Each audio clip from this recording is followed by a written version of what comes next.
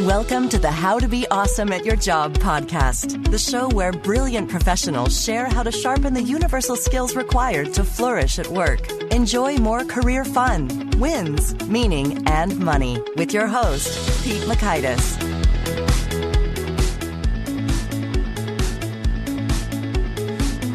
Well, I think you're going to have so much fun listening to this next guest here, Greg McKeown. And he is explaining the idea of essentialism, the disciplined pursuit of less but better.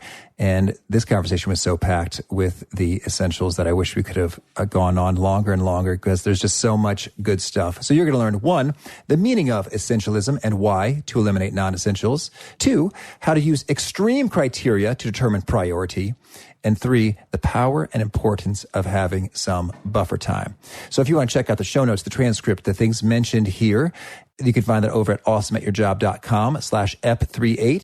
Here's a bit about Greg. Originally from London, England, Greg McKeown is the author of the New York Times bestseller, Essentialism, The Disciplined Pursuit of Less, and the founder of This, Inc., a company with a mission to inspire millions of people to design their essential mission in life. Their clients include Adobe, Apple, Airbnb, Cisco, Google, Facebook, Pixar, Salesforce.com, Symantec, Twitter, VMware, and Yahoo.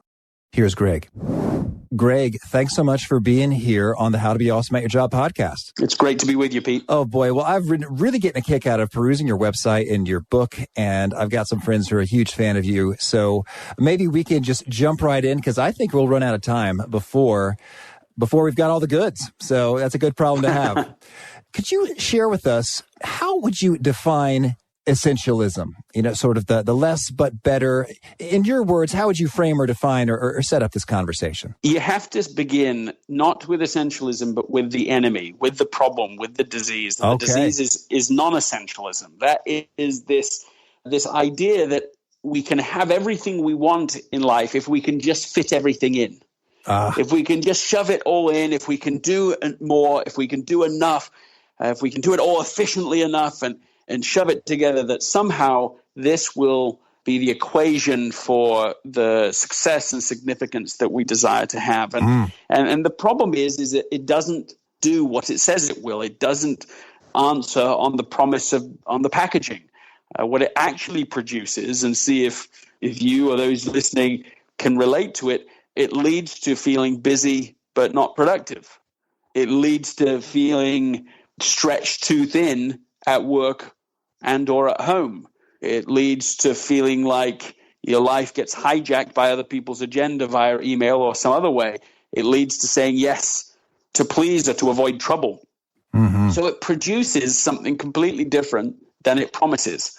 People plateau in their progress as they make a millimeter progress in a million different directions. The antidote to that problem is essentialism, or the disciplined pursuit of less but better. There's really 3 parts to essentialism. To becoming an essentialist is to create space to figure out what's essential. That's number 1. Number 2, to eliminate the non-essential as gracefully as possible. And number 3, to create a system or routine to make execution of what matters most as easy as possible. Okay, well, I'm convinced. I've experienced the disease. It comes and it goes in terms of like a bout of it. And then there's a respite, and then it seems to come right back. So I would love to chat through maybe those 3 perspectives right here, right now. How should we get started? I think that a really practical way to begin is to make a list of every day of the 6 things that you think are most important, the most essential things. Maybe rule of thumb might be 3 personal, 3 professional. Okay. And you prioritize that list. And then you cross off the bottom 5. Take that top item. Oh, that's good. That's good. That's the priority for the day. And here's the thing, you see. So the word priority came into the English language in the 1400s, and it was singular. What did it mean? The prior thing, the very first thing. Mm-hmm. And it stayed singular for 500 years, which means that nobody in the English-speaking world thought to pluralize that term for half a millennium, which speaks to an oddity that then took place, I believe, in response to the Industrial Revolution, where all of a sudden everybody is thinking that the answer, because of manufacturing processes that were now taking off, they thought the answer to every problem is increase efficiency. It's to be always on all the time. That's what will lead to greater productivity. Now, there's a lot of truth to that in the factory system, but it's not so great in the human system. And this is where I think non-essentialism came in. I mean, can you have priorities? Can you have very, very many, very first, before all other things? No, I've seen that on my calendar before. It doesn't work so well. It doesn't work so well because it's not by definition possible. So what we need to do, we need to get this list. I only half jokingly suggest the crossing off the bottom 5. You take that first item, that's the priority, that's the most valuable thing. If you've done it thoughtfully, you're really working on the right thing. And then you move on to the next item, and that becomes your priority after you've either completed or done all you can on the first item.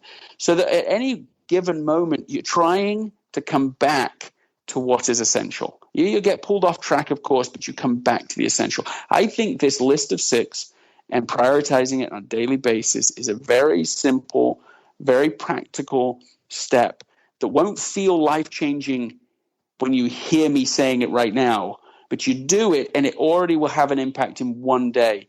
But here's where the real magic is. You keep doing it. The cumulative effect over the long run is immense. And so I think in general we overestimate what we can complete in a day, but we underestimate what we can complete in a decade. And it's this daily habit that gets us off on the right track towards what I'm describing. Oh, I love it. And so could you share a little bit in terms of, what are the ideal practices or approaches for arriving at and determining that this is the priority? And you talk a little bit in the book about kind of making your criteria more stringent, like you use an example associated with cleaning out the closet, like what items stay versus what items go. Can you share a little bit of that perspective and how to feel great about your choice? Like, yes, in fact, that thing I said is the priority is indeed truly the priority. I got it right. So the closet metaphor shows both the enemy and the disease and the antidote. So you think about your closet on an average day. For most people, it gets more and more cluttered over time. You can end up with quite a lot of stuff in there, but you can't find anything. Right. This is the undisciplined pursuit of more. And, the alternative, why does it have, you go in there and finally you have had enough, the clutter's too much, it's all too much, the noise in here, the mess, and you take an item off the shelf as if to give it away, you evaluate it, but in that moment something mysterious seems to happen as you hold that item up and you think, well, it might come back into fashion again. It might fit me again. Could I possibly find this useful sometime again in the future? And that's the world's broadest criteria. The answer is, of course, yes to that. Of course, you might, possibly. So the alternative is to, if you really want to not just clear out your closet, but to be left with only the things that are great, you have to use different criteria. You have to ask questions like, do I love it? Do I wear it often? Do I look great in it? Well, those are more criteria. Suddenly there's a lot fewer clothes that meet all of those criteria. But then what if you went even further than that?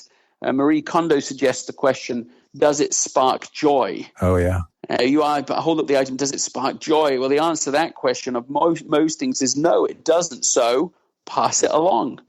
Get rid of it, move it on. And then what's so magical about that question is that you're left with only things that do spark joy. And if you're only left with things that spark joy, then you find yourself actually, in a sense, having less, but it's better. You have a lot less in the closet, but it's just those things that are great. And we're not really talking about closets, of course, although it is literally true there. We're talking about the closet of our lives, in which we have the added challenge of people stuffing things into our closet all day long. But the same problem exists if we have too broad a criteria. If the criteria is, I will do anything that could remotely be good for anyone at any time in the future, who ask or I otherwise think about, then we're going to be overloaded. Yeah. We're going to have so many, far too many. Not like, I don't mean like we'll end up with a bit too much. Like if I had 2 more hours a day, then I could do everything that's expected and everything that's coming my way. It's total time bankruptcy. Somebody said to me recently, they said that when they were reading Essentialism, they realized they had a problem because they estimated inside that if they had 300 hours a day, they would still not have enough time to get everything done. That's the level that I think a lot of people have got to. A lot of very well-intended, driven, capable, curious people. By the way, that is what I mean by a non-essentialist. A non-essentialist is certainly not stupid, right. Certainly not unthinking. They're driven and they want to be successful, and they just believe that the way to success is to do it all. That's just what they've been, somehow that's been taught. They've picked that up in the air. They've picked it up in school where they had to be a straight A student at everything. They had to be in many extracurricular activities, that you have to do everything if you want to go to one of the best universities. You have to do every kind of sport and every kind of, they've been taught this. Maybe they picked it up from the magazines that say, endlessly show the idea that the way to have it all is to do it all. That you have to be able to make this special kind of cake and be on this special kind of diet. And it's on the same magazine cover, on the same edition. They're just being told it's all of it.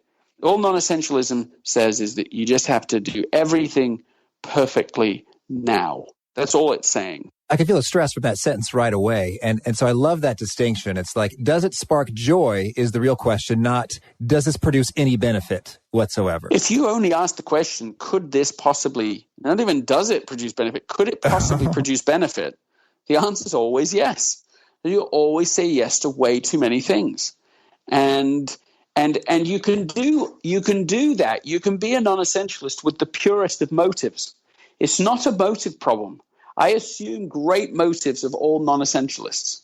But I also want to preserve the idea that being an essentialist doesn't mean you have bad motives, that you don't have to suddenly become an unfriendly or unhelpful or self-centered person. That's not essentialism. I don't even know what you call that book. Maybe that book's called Noism. I didn't write a book called Noism or Selfishism. It's essentialism. It's what is really important. So I think that an essentialist has the highest motives. They're saying, I want to make a contribution. I don't just want to make any contribution. I want to make the highest possible contribution in my life. I don't just want to be helpful. I want to be the most helpful I can possibly be. That means I must become selective. It must apply extreme criteria over time if I want to continue to expand my sphere of influence for good. Understood. And so when you say extreme criteria, one of them, does it spark joy? It's extreme because few things do. Can you give us some examples of what are some other real just powerful questions that fit into that extreme criteria category? I think that we can ask things like, is this something I can be? I mean, Jim Collins suggested a couple of questions for organizations that we can ask personally. His questions were, can I be the best in the world at this? Not do I want to be, not would it be cool if I could. Can I be the best in the world at this? That was one. Another that he suggests is, am I truly passionate about this? A third he suggests is, does it drive my economic engine? Mm-hmm. He's suggesting those three together. I think that's true for organizations, as he suggests, but I think it's also true for individuals. To those questions, we can also ask, is this the very best use of me? We can ask the question, if I only had X amount of time left to live, would I be doing this? If I had a year left to live, would I be still invested in this? If I had a month left to live, would I still be invested? A week, a day? And that starts to help force us into at least categorizing activities. It doesn't mean we say no to everything, but we ought to start increasing our discernment between lots of good things. It's like we've got to force clarity to come out by putting pressure on it. No. They're not equally important. Let the true priorities stand up. And we have to increase the time that we invest the time, we invest the energy, we keep coming back to the questions so that we can increase our discernment and our sense of taste, our sense of like which thing here is the thing that matters. Eventually it will reveal itself. Eventually, and then once it does, sometimes it's ridiculous. Sometimes the right answer is so much more valuable than the second item that it parallels what I would call what has been called a power law. A power law says that things on a given list of distribution will be massively unequal. For example, the richest person in the world will tend to be twice as rich as the second richest, who will tend to be twice as rich as the third richest. That's not like the way we would normally think about the world. Non-essentialism is teaching us an opposite lesson. It's saying everything's important. You have to do it all. You have to want it all. And so your job, it's like you're shoveling coal. I just got to get more of this out. That's the way to be successful. The essentialist believes that almost everything is noise, that a very few things are superbly valuable. It's like years of being in a coal mine, thinking you're in a coal mine, waking up to the idea, I've actually been in a diamond mine this whole time. Here I'm shoveling stuff out, but I'm really supposed to have been looking for the diamonds. This is the perspective of the essentialist. The essentialist says it's difficult to overstate the unimportance of practically everything. Yeah, you're looking for the few, the vital few, over the trivial many. Well, I'm a big Pareto fan myself, and so now I want to think a little bit about that prioritization within a team, collaborative kind of workplace environment. How does the game change when you've got a boss or a supervisor or someone who's calling the shots? I saw you had a blog post. It's like, set your priorities before your boss does it for you. Could you speak a little bit about these notions? As soon as you start talking about extreme criteria and prioritizing and being really thoughtful about what it is, somebody will inevitably say, well, what happens if my boss or my coworkers or my clients or my partners, internal or external, have a different focus to me? Mm-hmm. And I always want to say, well, I appreciate you asking me that, but don't you already have that problem? The answer, of course, is yes. Talking about essentialism just draws attention to the problem that's already there. Mm-hmm. And I'm saying, yes, you do have a problem. That is a problem. That's something worth talking about. So talk about it. So now you have to have a negotiation about it. Now you have to say, what is it you're trying to get done, and what am I trying to get done? And let's see where this aligns. Now, if it's your boss or your boss's boss, you can't just say no. That's career limiting, of course. Mm-hmm. So with them, you still need to have the conversation, though. But the conversation might go something like, yes, I'm very happy to do the thing you've asked me to do. That will take away resources from this other initiative that I think might be serving you better. So let's talk about that. Would you like me to do the big thing that we've already talked about, or do you want me to do this thing that you've just given to me? That seems like a reasonable conversation to have. Mm-hmm. And in fact, one has a fiduciary responsibility to have those conversations, to be able to say, let me see if this is the best way to serve you. I have somebody who's doing work for me, and every so often I say to him, oh, listen, could you just help me out with this project? I've got this thing. Oh, yeah, he always starts with yes. Yes, I'm happy to do that. But but do you want me to take the time and resources around this project that we're working on, the big project, because that's what I need to do. Every time I'm like snapped out of my reactivity, and I say, no, you just stay focused on on the prize. Let's not do that little thing. That was just a spontaneous thing for me. That's valuable. It's valuable when somebody pushes back, not their agenda against mine. That's not helpful. Right. That's not more helpful, and that's not essentialism. But it is helpful if they have thought more deeply through what value I'm trying to create, more deeply than I have. That's always useful. That's always relevant. That makes great sense. And indeed, I think sometimes when I train and coach people, it's almost just encouraging them to have the courage to just sort of break from a prior habit of just always saying, okay, yes, and then feeling the stress, as opposed to finding that courage to have that conversation there. Or we can start in a very simple place by saying something like, I'm happy to do that. Let me check my calendar and I'll get back to you. There's something that creates even the smallest degree of buffer between the request and the answer, what we might call the slow no, or the slower no, or the slower yes even. I mean, it's just saying, can I just create a little space between the request and the commitment? This is a big step towards eventually increasing that space and that creative freedom to do the things that we actually think matter most. Oh, that's great. So I'd love to hear a little bit more about the concept of the buffer and other, I guess, verbiage or scripts that work well in delivering that message, that you want your time and then ultimately you've decided no. Well, first of all, let's the idea of buffer. So my sense is that a lot of us are driving down the street of our lives an inch behind the car in front of us. We're going at whatever speed we're going, but let's say we're going fast and we're an inch behind. It means that when somebody puts on the brakes unexpectedly, we got nothing. That is a very stressful way to drive. Yes. There's no ability for us to be flexible. So in the name of agility, I'm going to go fast. See, that's it. I'm agile. I'm going fast. We're not agile at all because we've got no buffer with which to respond or to adapt to the changing circumstances ahead of us. My children and I sometimes play a game when we're driving where we have to get from point A to point B without the car ever stopping. It's just kind of a fun game. I don't know how we got into it, but you have to do all sorts of things to do that. But basically what you have to do is create buffer. You have to there's got to be a lot of space between you and the person in front of you in case you're going to go through a red light. The only way you never stop is that you have a lot, 20 yards, 30 yards of space. Mm-hmm. And so you're going very slowly now, but you're still moving till the light changes and go. And you can do this for a long way. That's what we found. If you create the buffer, now that's the game. What's the practice? The practice is put on your calendar periods of buffer. Put on appointments which you don't know how you're going to use that time, but it's just there because you know that there will be unexpected things.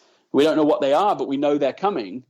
So you've got to allow for that in the schedule. I know an executive who puts 2 hours every day on their calendar of buffer time. They don't know what it's going to be. They just put it there because they don't know. If every minute is already spoken for, then they're going to be perpetually stressed and perpetually behind. So buffer is an extremely powerful idea. I mean, it's like the unfair advantage. I actually sort of want to go even bigger, broader about this. Let's do it. And talk about this at like a societal level. Tainter is a historian one of the great historians. Arguably, his most famous work is called The Collapse of Complex Societies. And this is what he's noticed. So he has studied every major societal collapse, and there's a lot of them in history. Of course, there will have been a lot more than he's covered because we only have the ones that collapsed, but did so in a way that we have historical record of them. Mm-hmm. Okay, so then he studies them. This is the pattern. I think this is truly fascinating. You've got a society that's very simple at the beginning, and they have certain problems, and the group or the leaders of the group make some decisions to solve that problem, whatever the problem is. When they solve the problem, in almost all circumstances, they increase the complexity of the society in solving the problem. I mean, you can see that now. Then they do it again. Here's the next problem. Okay, let's be good problem solvers and let's take that on, and we come up with some solution. The solution adds more societal complexity. And so it goes until there is a sort of tipping point where the cost of maintaining the complexity equals the total resources available to the society. Oh. And when you reach that point, your society becomes really fragile, because if a new big internal or external threat occurs, you can't respond to it anymore. So suppose you have a massive plague internally. Now, it's not an external threat, it's an internal threat, but you've got no resources to respond to it. You've got no additional financial, emotional resources there. Maybe even spiritual resources. You've got none because you're using everything up. There's no buffer in the system. So that's what kills you. It's not the plague exactly. It's not the threat exactly. It's your inability to respond to it because of the level of complexity that you've committed to previously. Same happens if you have an external threat. Suddenly, you have invaders coming your way. Yes, that is a threat, but that's not what kills you. What kills you is that you have no buffer to respond to it. Now, let's ask that from a really big perspective for a second. How is the Western world doing on this? Well, it's terrifying as you lay this out for me. I'm just imagining, Right. We have a serious challenge, right? So in the whole, basically all of the Western countries are living beyond their means just to maintain the level of current complexity. So living with deficits isn't making us better. It's just sort of maintaining our current position. So it means that if you have a massive new threat, where are the resources to do it? Compare this with Norway as a counter example. When they found North Sea oil, when they had this sudden good luck, they don't just use it all. They could have used all of those resources to build the most amazing whatever, right? To get the best roads, the best everything in the world. They haven't done that. So the United Kingdom found oil at the same time in the North Sea. They share that oil between Norway and the UK. The UK used it all, and Norway hasn't used any of it. They have the largest sovereign fund in the world now. It's over $1 trillion. It's a 5 million person country with $1 trillion surplus that just grows every year. It grows on average in the 10% plus range in the various ways that it's invested, and they're only allowed to use about half of that increase per year to improve the country, and they don't even use all of that. That is a pretty powerful reshaping of how we think about problem solving. They are not solving all the problems they could solve. That is a powerful implication of Tainter's work, that just because something is a problem and just because you can solve that problem doesn't mean you should. Oh, that's so good. That's so good. Tell us, what do you think are some of the suboptimal things professionals are doing all the time that can be stopped, eliminated without really missing them right now? I don't know that I can answer that for individuals. Essentialism is a process program, not a content program, meaning I'm not telling people what they should and shouldn't do. But I am saying that if they follow a non-essentialist process, they're going to get non-essentialist results, meaning they're going to feel worn out, burned out, they're going to make only a millimeter progress in a million directions, and so on. So what I'm advocating is that they put in a routine, a process that will enable them to get the results that really matter to them. So, for example, I think that people can put on their calendars right now, 90 days from now, a personal quarterly offsite. And every 90 days they take, even if you start with just a couple of hours at first, it's not a whole day. Eventually it becomes a whole day. And you just use that time to reflect on your life. Not just living life, but learning from living, looking at the bigger picture, doing really what people already do in executive offsites, but doing it for themselves. And they're reviewing and they say, look, what's really valuable? What do I need to do over the next 90 days? What are 2 or 3 things that are just really game changers? If I work on those and get those done, it will really make a difference. And then from that list, you start to remove things. Then that's really the personalized criteria you need to be able to evaluate all these other requests that come your way, all these good things that aren't actually helping you get to what you've now identified. So I think this is a really important adjustment we need to make in the culture that we're in, because there's, without putting space on the calendar, there won't be any space. Right. So you have to put thinking time on there.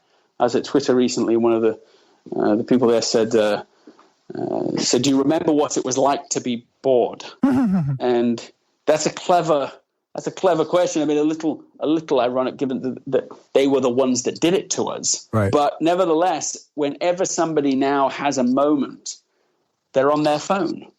You don't have to think. And the reality is that it's harder. It's easier to face your phone than it is to face your life.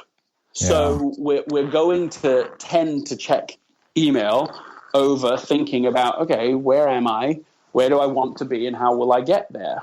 Which, those are the core simple questions of strategic decision making.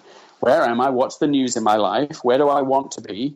Long-term thinking, and what's the path to achieve it? This is what one needs to do at least one day in every 90 days to make sure we don't get too far off track from the things that really matter most to us. Oh, I love it. Thank you. I got 3 more for you in 5 minutes. Let's see what we can do. Answer me this. Some fans were wondering, so it's essential to focus in on the key things and to say no often, but how do you think about sort of squaring your personal vision while serving others, either in order to build a rapport so they return favors, or just due to a moral imperative to serve? I did a joint piece. I don't remember if maybe it was a Q&A, but it was a sort of a joint article of some kind with Adam Grant, who wrote the book Give and Take. And his whole argument is that there are 2 kinds of ways of giving. One group is the group that becomes most successful, and one group is the group that becomes least successful. So that's interesting. Both want to give, but the way you choose to give will determine which group you're in. The most successful group is a sort of disciplined givers. They're thoughtful about it. They're not just saying yes to everyone and everything. That's the bottom group. One of the reasons that I suggested doing this piece together was because I believed there wasn't a contradiction between his approach in Give and Take and essentialism, even though they come at questions of decision-making from different narratives. And how do I become a disciplined giver, a thoughtful giver, where instead of just doing anything just because somebody is requesting it? And in a disciplined giver will give even when people aren't asking them to give, but they'll be giving in a very particular way, the way that they feel most uniquely able to make a contribution. Oh, I love it. And can you tell us where would be the best way to find you? Your website or Twitter? If folks want to learn more about you and your book, where would you point them? GregMcKeown.com is the website. My Twitter handle is Gregory McKeown. There are updates in both locations so that you can continue to be part of the conversation in this ongoing adventure to live a life that really matters. Oh, I love it. Could you give us a kind of one favorite challenge or call to action that you'd issue forth to folks seeking to become more awesome at their jobs? I think that one needs to try to negotiate a single thing that really will move the needle over no more than a year, but up to that level. And to negotiate it until you say, yes, that's the big thing. So that once it's done, once you achieve it, people don't say, man, what has that person been doing? They go, oh, they killed X, and that X was really valuable. It's very easy for people hoping to be recognized and to move up in their careers, sort of to move up, to make the career tent higher while they're putting in tent poles of the same length. You know, like they're not going to go any higher because they just keep doing more and more of the same stuff. And what I'm arguing is that you think really deliberately about what is that thing that will progress the whole thing forward. I think that is a materially important way to be recognized and to be promoted. Oh, that is fantastic and a beautiful visual I'm reflecting on right now. Greg, this has been a real treat. Thanks so much for making the time, and I wish you tons of luck as you're disciplined and pursuing the vital few things that you're pursuing over there. Pete, it is my pleasure. Thank you. I have a feeling there may be some substantial closet clearing out that occurs after this, and it's a good time for that in the summer to give it away to folks in need. So again, if you want to check out the show notes, the transcript, those items mentioned, that's over at awesomeatyourjob.com/ep38. And I hope to catch you next time, episode 39, where we're chatting with Bill Poundstone about why it's still important to know stuff in the age of Google. Thanks for joining us for today's episode. To get the most out of this conversation, visit awesomeatyourjob.com to find today's show notes, transcript, and infographic summary cheat sheet. For more entertaining professional skill sharpening, be sure to subscribe to catch the next episode of How to Be Awesome at Your Job.